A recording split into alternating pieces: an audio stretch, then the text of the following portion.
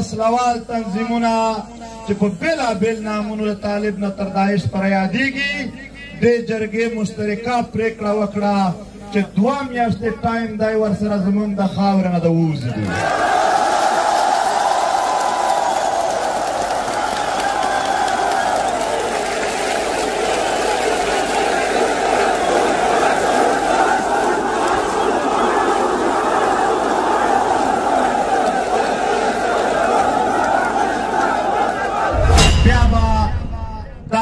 پښتون د خپل شناخت کارت مطابق نو اعلان کوي کېدای شي ټول یې ورواپس کړي.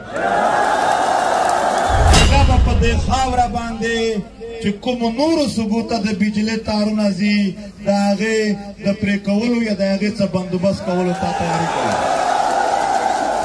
بدماشي به سړی وکړي، مړی به سړی وکړي، خو په بدل کې به دوی د هغه خور د هغه ورېره هغه په سزا کې چاته واده کړي. دې جرګې پرېکړه وکړه چې دا روایات نور ختم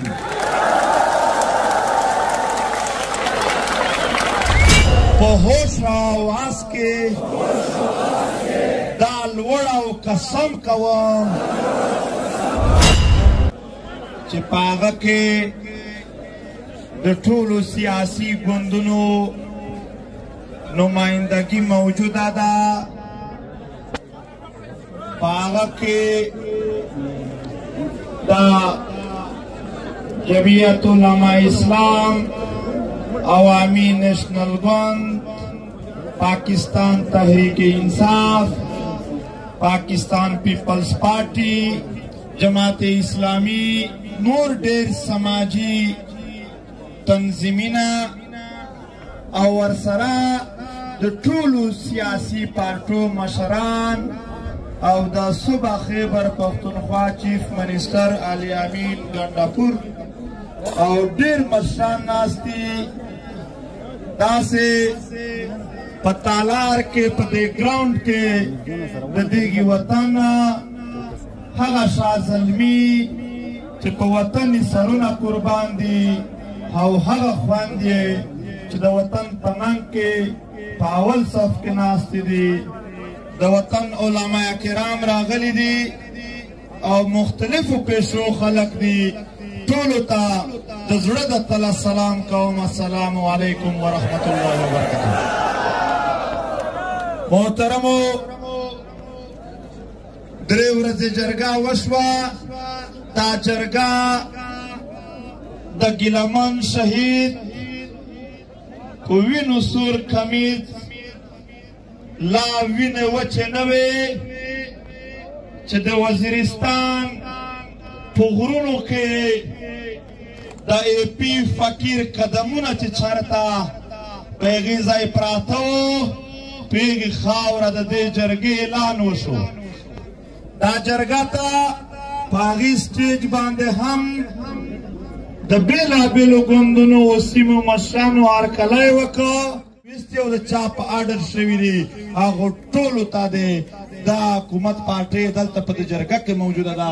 دا جرګه د سزا او د هغو سره د هغې رویې چې دوی څه کړي دي د هغې غوښتنه کوي.